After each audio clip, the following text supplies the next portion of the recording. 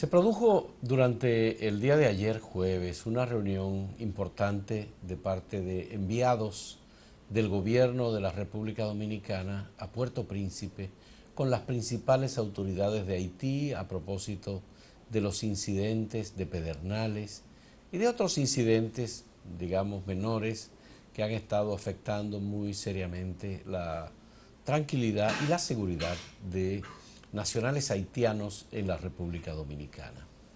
El ministro de Defensa de República Dominicana, Rubén Darío Paulino Sen, fue el enviado del gobierno dominicano que visitó Puerto Príncipe, aparte de la decisión del Ministerio de Defensa y del gobierno dominicano de reforzar también militarmente otros puntos de la frontera dominicana por donde hay comercio, intercambio, tráfico de personas desde Haití hacia la República Dominicana y en ambas direcciones en el caso del comercio.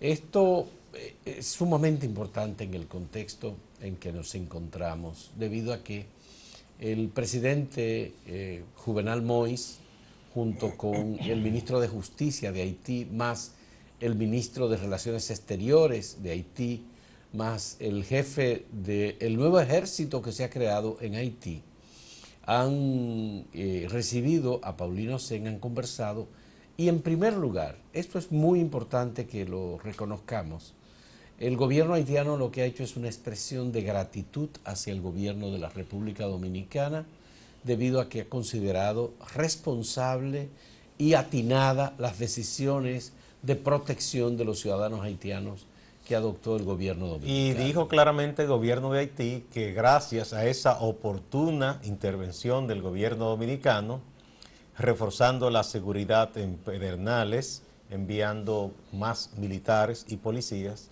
se evitó una tragedia. Así es. Porque había un grupo de personas asusando odio y tomándose una atribución que no le corresponde, emplazando a los haitianos que viven o trabajan allí a que salieran y dándole un plazo que primero fue de 48 horas y después de 24. Ya.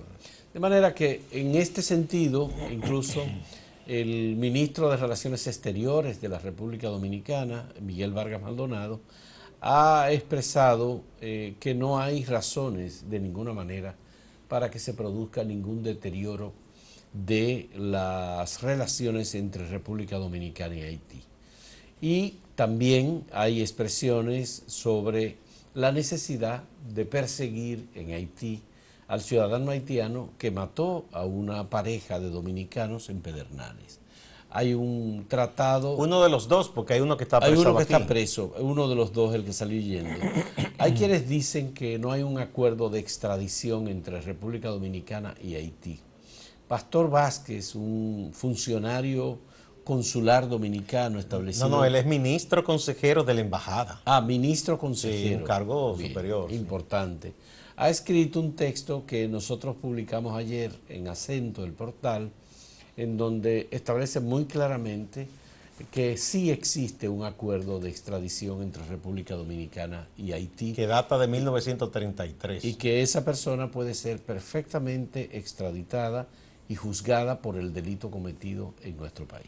Bueno, Pastor Vázquez, a quienes no lo conocen, Pastor es periodista, es abogado, es un políglota, Pastor habla varios idiomas, conoce, porque se ha dedicado a eso, a investigar la historia de las relaciones de República Dominicana y Haití, ha escrito varios libros, conoce muy bien toda esta historia de las relaciones y los tratados diversos que se han suscrito entre República Dominicana y Haití.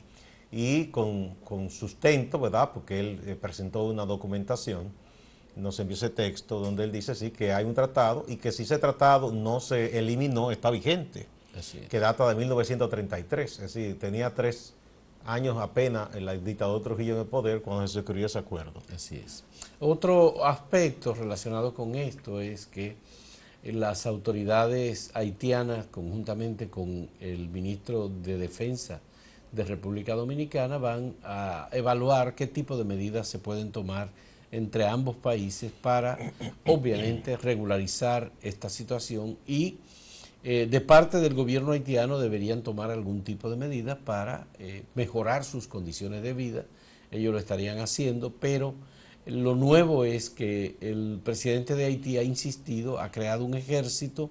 Haití había eliminado sus Fuerzas Armadas y hay comentarios, porque hay muchas críticas al gobierno haitiano. Una es que la designación del nuevo jefe del ejército y la designación de los funcionarios del nuevo ejército ha salido de un batallón que era un batallón en el que Raúl Cedras, un militar que se convirtió en autor de un golpe de Estado en Haití y que fue gobernante durante un tiempo, tiene o ha tenido bastante influencia.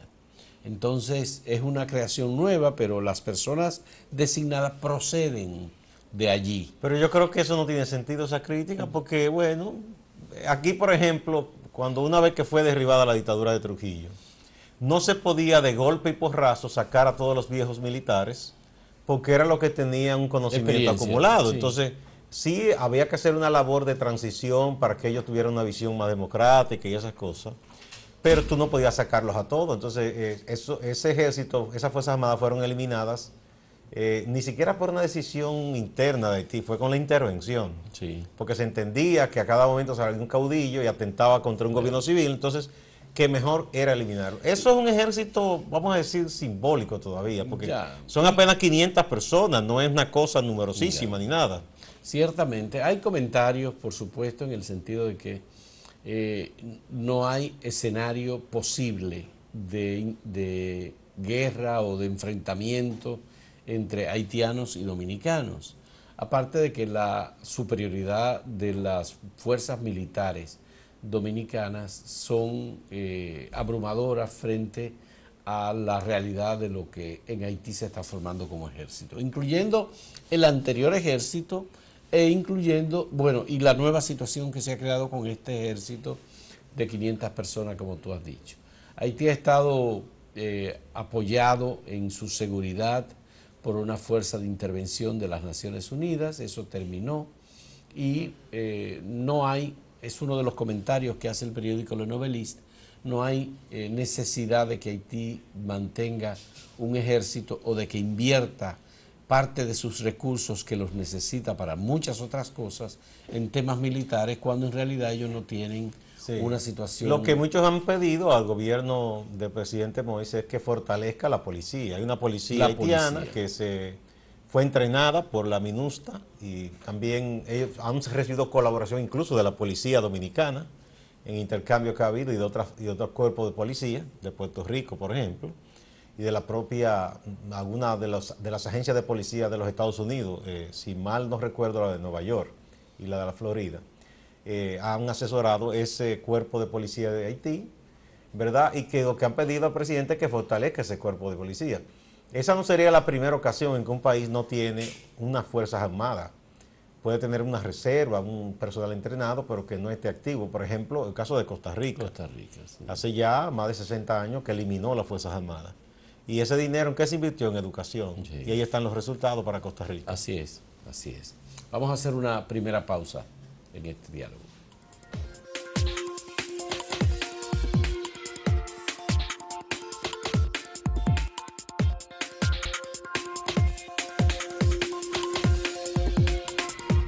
Este fin de semana el Partido Revolucionario Moderno tiene su convención ordinaria para escoger a los dirigentes principales de esa organización y para escoger a las direcciones provinciales y municipales.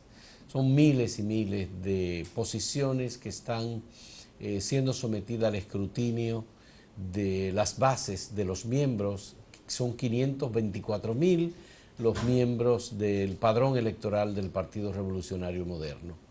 Lo van a hacer el domingo 18 y es un esfuerzo importantísimo de una organización política que ha formado su propio padrón, que ha hecho un esfuerzo muy grande para demostrar una organización y para demostrar también que es posible que los partidos políticos puedan organizarse y tener una lista de miembros y con esa lista de miembros actuar y escoger a su presidente, a su dirección nacional, a su secretario general, a los directores o secretarios provinciales y, por supuesto, Esto es un desafío democrático para el sistema de partidos políticos. Qué bueno que el PRM lo está pudiendo hacer.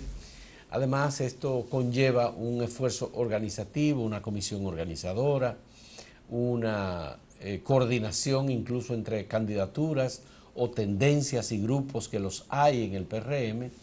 Y, por supuesto, uno tiene que apostar a que funcione bien. Ya tuvieron que posponer esta convención que estaba pautada para el 18 de febrero y la van a hacer este 18 de marzo. La pospusieron por un mes más, pero ya este domingo es la cita. Sí. Bien, hay que recordar, es una elección interna compleja, son 4 boletas que tendrá el elector, porque tiene que votar por un nivel en que se va a elegir al presidente y al secretario general. Sí. Tiene que votar por otro nivel para los vicepresidentes. Sí. Hay otro que es la autoridad zonal. Municipal primero y después zonal. Zonal, exactamente. Sí. Municipal y provincial y eso. O sea, sí. es una elección compleja. Hay que desearle suerte a ese partido que ha decidido tratar de hacer las cosas de manera democrática, que es importante. Yo le decía a Farideh Raful, la diputada a la que estuve entrevistando, que yo no sé qué tanto ellos tengan conciencia de que es un proceso que si es vital para ellos es mucho más importante de cara a la comunidad de partidos políticos dominicanos y a la fortaleza del sistema de partidos nuestro, ¿no? Que son a su vez esos partidos de sostén de la democracia, con todos sus defectos y todas sus cosas. Claro. Pero que si uno de esos partidos sale bien, yo creo que es un aliento para los demás de que se pueden hacer las cosas bien. Pero, Gustavo, hay que tomar en cuenta que el PRM es el principal partido de oposición en República Dominicana, en primer lugar. En segundo lugar, el PRM es un partido recién creado. Es verdad que ellos utilizaron la vieja Alianza Socialdemócrata, que era un partido creado por Luis Abinader y que... Rafael Abinader. De hecho es más viejo todavía. El fundador de eso fue Juan Isidro Jiménez Grullón. Ese partido viejísimo. Sí, lo que pasa es que fue pasando de líder en líder, ¿verdad? Pero con este cambio de nombre y esta llegada de los disidentes del Partido Revolucionario Dominicano, pues lo que ha hecho es prácticamente crear una organización nueva. Claro. Porque ellos han fortalecido todos sus organismos, han cambiado sus estructuras, decidieron designar una dirección provisional, participaron en un proceso electoral. Ellos nacieron obviamente grandes porque fue un desprendimiento de la mayoría de los PRDistas. Y sacaron un 34% con las alianzas en el último proceso electoral. Pero es un debut que cualquier partido envidiaría. Por sus supuesto. Primeras elecciones, obtener muchos diputados y alcaldes. Pero tienen el desafío no solamente a lo interno del PRM como partido político, sino también porque los dos liderazgos en que se ha desarrollado el PRM son los liderazgos de Luis Abinader y de Hipólito Mejía. Y obviamente hay una concertación entre ellos para proponer un candidato a la presidencia y una candidata a la Secretaría General, que fueron los del consenso de Luis Abinader con Hipólito Mejía. Pero eso no necesariamente tiene que dar el resultado que ellos esperan, porque Chu Vázquez ha mantenido su candidatura a la Secretaría General, Andrés Bautista mantiene su candidatura a la presidencia. Pero claro, el peso de esos dos liderazgos yo creo que es determinante. En ese aspecto yo creo que no habrá sorpresa. Bien, pero eso es a lo interno del PRM. Ahora, hacia afuera, como tú decías, como ejemplo hacia los otros partidos, aquí hay organizaciones políticas muy poderosas, como el caso del Partido de la Liberación Dominicana, que en varias ocasiones ha tenido que posponer el proceso de selección de su dirección democráticamente. No, entonces, solo eso está hace tiempo ya obsoleto. No, pero que son muchos años, Gustavo. Yo creo que son más de 15 años que el PLD no renueva como debería ser, porque hay unas incorporaciones que se hacen, por ejemplo, al comité político de manera automática. Si tú llegas a ser presidente de la Cámara, ya tú estás ahí. Pero está bien, pero lo que sustituyen a los que se mueren, a los que se han ido, a los que... Hubo hace un tiempito la incorporación de varios miembros del comité político. Incorporaron más personas. Sí. Lo subieron creo que de 30 a 35, pero de todos modos el PRM está demostrando que sí es posible. Bueno, vamos a decir que lo demostrado tiene que terminar el proceso. Le deseamos suerte. Que termine bien. Es probable que nadie se llame engaño. Es probable que haya uno que otro incidente, altercado. Eso es normal en unas elecciones complejas de un partido de manera interna. Igual su padrón es de más de 500.000 personas. E históricamente, en los asuntos internos de los partidos, son procesos cerrados, no vota más del 35%. Si vota el 50% es un éxito. El 50%. O sea, eso no indica nada. ¿Por qué? Porque hay un militante o simpatizante duro en simpatía, pero que no activa dentro de los partidos, que dice, no, cualquiera que cojan, este es mi partido, y votan. Ese era como el reformista tradicional o el PRDista tradicional o el PLDista que dice, no me importa quién sea, yo voto por quien escoja mi partido. Se han escogido centros de votación con el apoyo de la Junta Central Electoral, que le dio facilidades. Hay además centros educativos que también van a estar disponibles son 180 en total, pero es todo el territorio nacional. Y se espera, Gustavo, que a las 8 de la noche se emita el primer boletín, que va a ser como un boletín con bastante información ya, porque ellos tienen todo computarizado y lo van a hacer además utilizando teléfonos inteligentes para la transmisión de las informaciones. Yo creo que ya hay un exceso de optimismo. Bueno, pero eso es un proceso complejo. Pero es lo que ellos han planeado, es como está planeado el proceso, que lo encabeza una comisión que dirigida por Tony Raful. Exacto, se ha empeñado mucho, tiene mucho trabajo Tony en eso y tiene todo también un equipo de gente muy experimentada que ha estado trabajando, como Tiso Mijarricar, Milagro Ortiz. Sí. Bueno, van a votar también los miembros del PRM en el exterior. Obviamente. En diferentes ciudades, en Estados Unidos, en Europa, en algunos países de América Latina, Puerto Rico, países de aquí del Caribe, pues van a estar también conectados y vinculados a esta organización. Mira, hay algo que ellos tienen también que tratar de organizar bien. Habrá a nivel nacional 26 vicepresidencias del PRM. Uno no sabe si esto se hizo un poco para buscarle espacio y oportunidad a mucha gente que tiene valía, que se entrega al trabajo político, pero que quizás no todo el mundo podía aspirar ni a la Secretaría General ni a la presidencia. Entonces, luego, si ellos no hacen que esa cantidad de vicepresidentes, ¿verdad?, tenga una labor cada uno específica, eso se va a convertir en un montón de burócratas.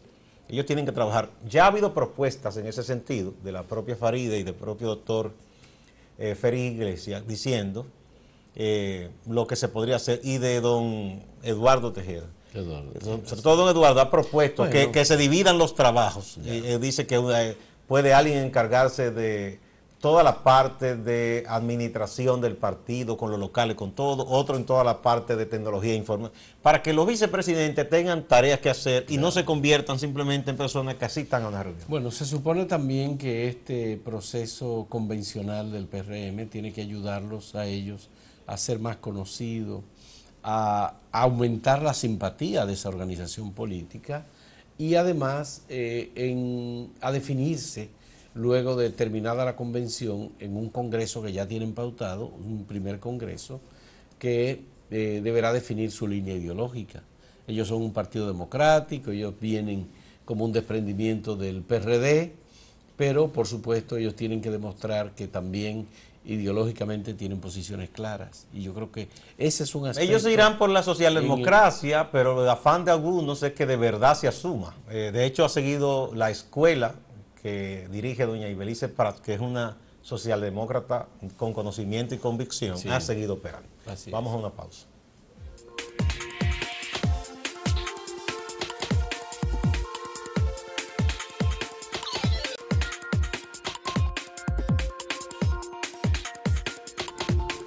Bueno, debe llevarse a cabo una investigación seria, profunda, en el caso del grupo de políticos, uno que fue funcionario incluso, Arsenio Quevedo, y otro que fue regidor, que es el caso de Erison de los Santos, acusados de formar parte de una red de sicarios. Y ya se sabe que hubo varios asesinatos. Y la acusación era que ellos eran parte y que ordenaban esos asesinatos de manera selectiva. Sobre todo hechos que pertenecen a la FENATRANO, que es la federación que dirige Juan Uvieres. Sí. hubo un fallo. Entonces, tanto Erickson de los Santos, político del PRD, como Arsenio Quevedo, político del PLD, fueron descargados.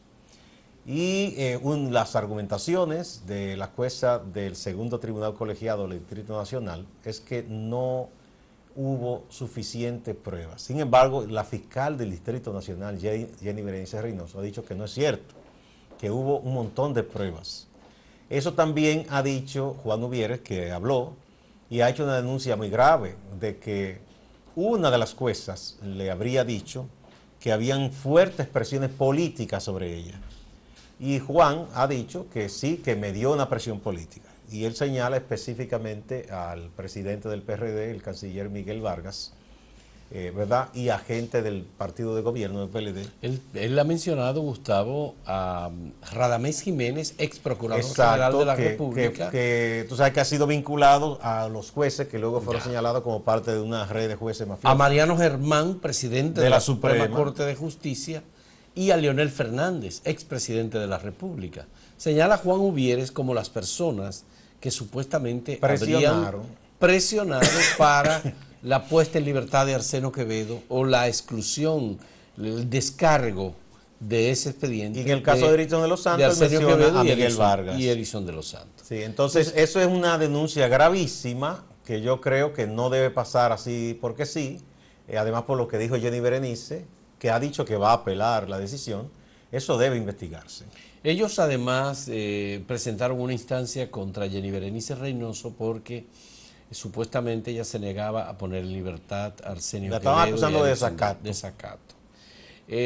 Arsenio Quevedo salió y Erickson de los Santos, ayer salieron ambos de prisión, tenían ya un tiempo largo, tenían varios meses en prisión como resultado de las acciones del Ministerio Público identificándolos como las cabezas de una red de sicarios dedicados al asesinato. Tenía más de un año. Más de un año. Y bueno, hubo unos altibajos porque tú sabes cómo ocurre aquí con mucha gente que desde que ella va a prisión bajo acusación se enferma. Se enferma, sí. Y andaba supuestamente con Pero además una silla especial para ayudarse a caminar. Muchos reenvíos, posposiciones, interrupciones de los procesos de juzgamiento de estas personas. Sí, tú sabes cómo es, se pagan abogados que son expertos en provocar incidentes y cosas, y reenvío, y cambian de abogado, y hacen mil y unas cosas. Lo mismo que pasó con el caso de Blas Peralta, imputado por el asesinato del maestro Mateo Aquino Febrillé,